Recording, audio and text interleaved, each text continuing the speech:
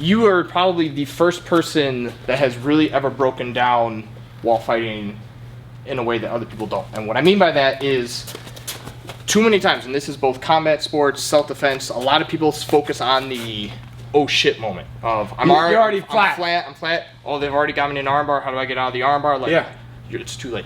Yeah. So at that point, like, if you know, so there's two ways of this. It's either I know that I'm about to hit the wall, like you've pressured me, and like, oh crap, okay, my foot touches, I'm on the wall now. Yeah. This isn't necessarily on the wall. Like, I'm on the wall here. Yeah. This is zero. This is zero. This is our starting point. Correct.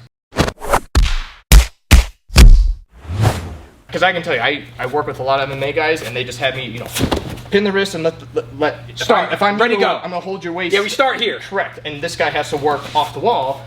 And after taking this, I'm like, I don't know why more people don't talk here and then go from there. Super interesting factoid.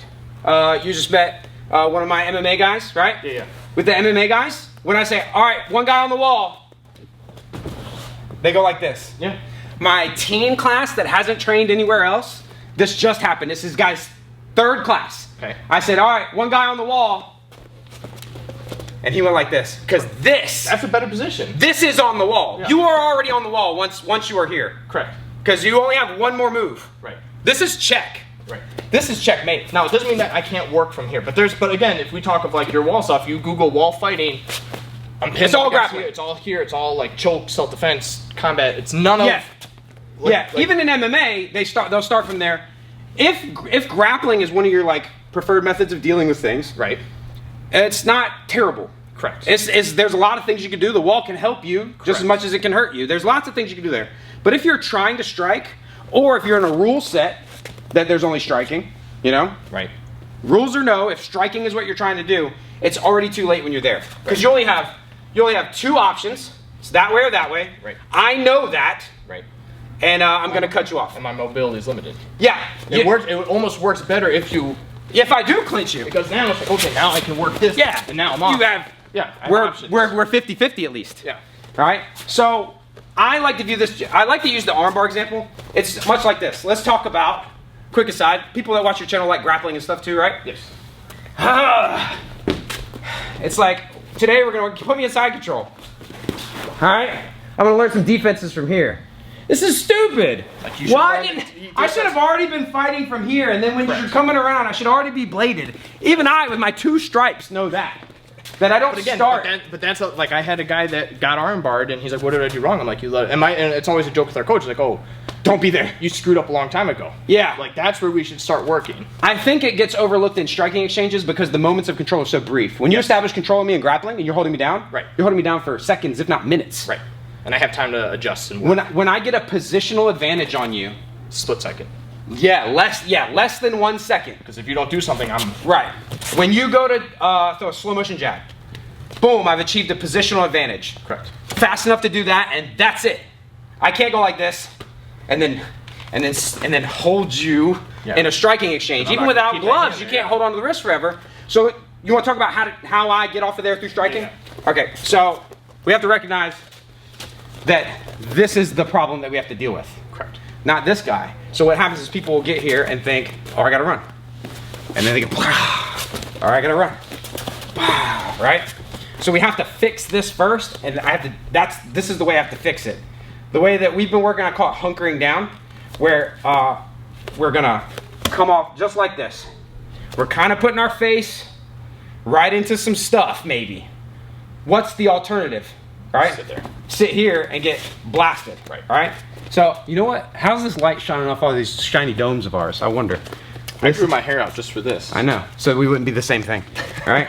So what I'll do is I'll hunker down, and we use a technique. And the technique here could vary. You could just forearm block and push. We use something called a jab shove it, which I've covered a little bit in the channel. And it's more of a push, right, than an actual strike. It's kind of, I'm using this leg and I'm kind of pushing. You also push off the wall. Yeah, if you're wedged in there. Yeah. I kind of don't like to really be wedged in there. I want to have a little bit of adjustment. Play. Yeah. But yeah, you're pushing instead of popping.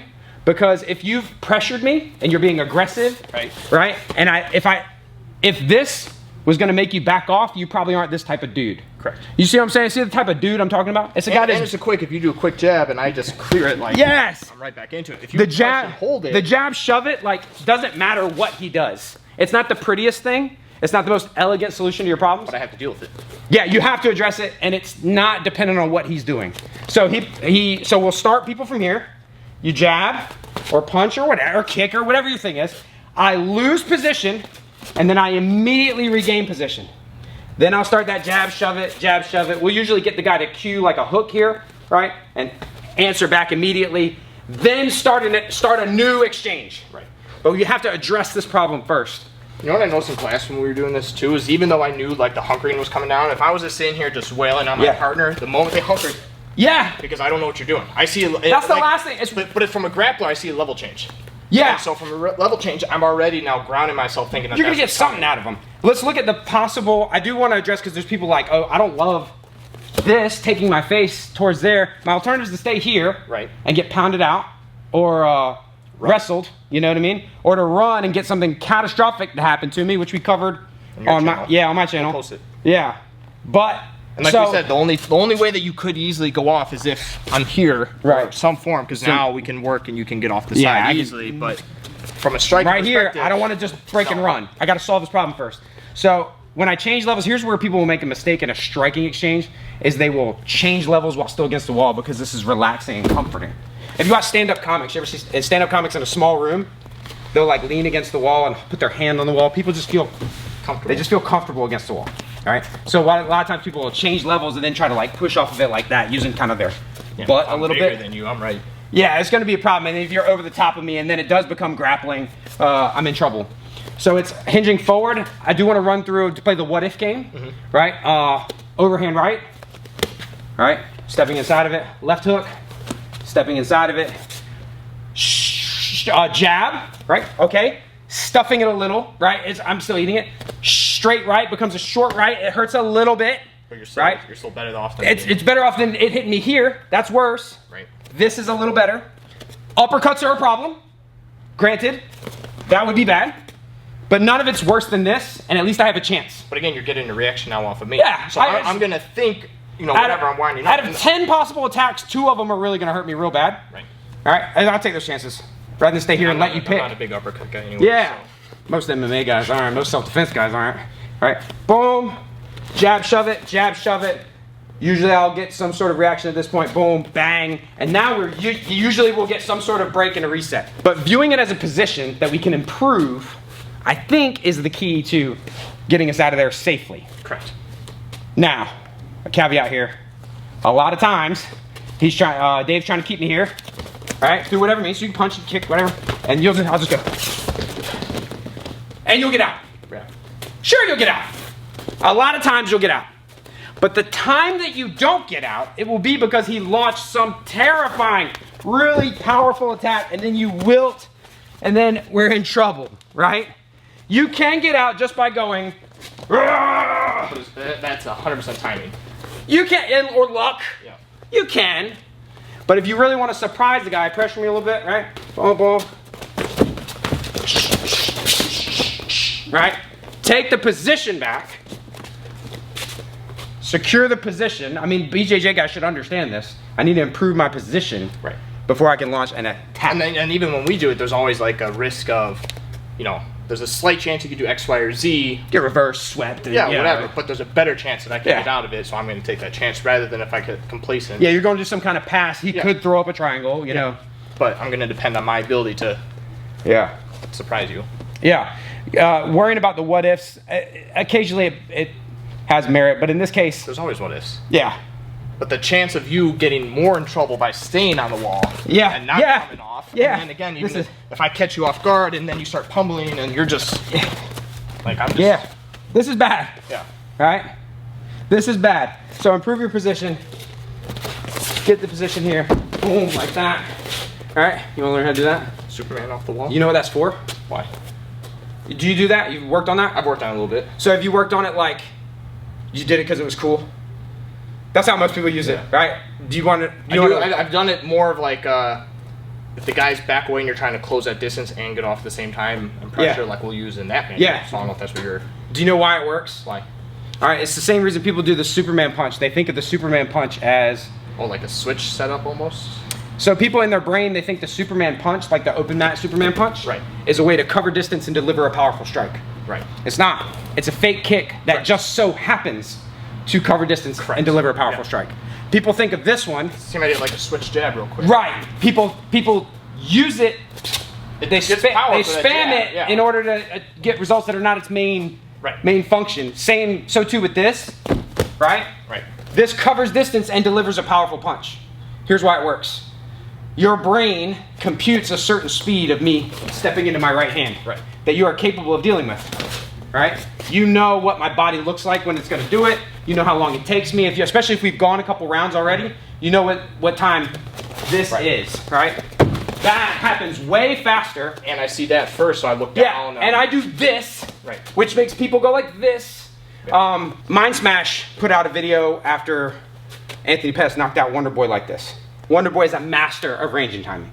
It's almost impossible to do some shenanigans like that to him and him not be. He's also got nice long... Yeah. So why was Pettis able to do this? It's because when he left the ground, his brain was running these, and this is all subconscious. Right. You're running these computations. He's not supposed to go that fast. Right. So I think that's why deers get hit by cars.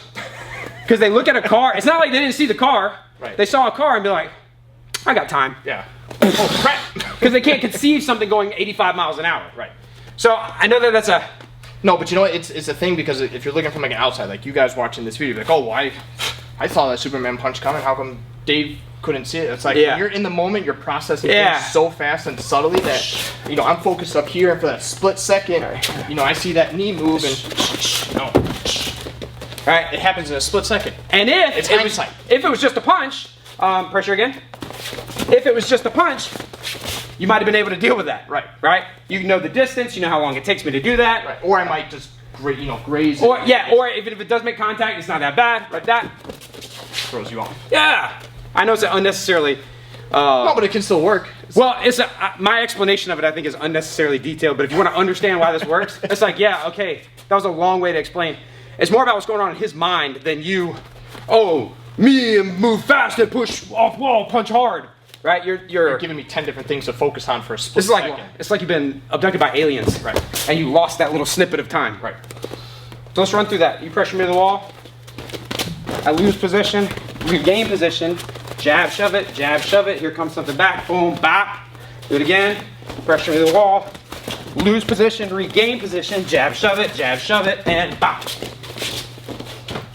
That about cover it? That covers it. Cool. Where's your outro? Where's your outro, Dave? Yeah, where's my... Go. Do the outro. I don't know what to do. The outro. Do an outro, Dave. So there you have it. That was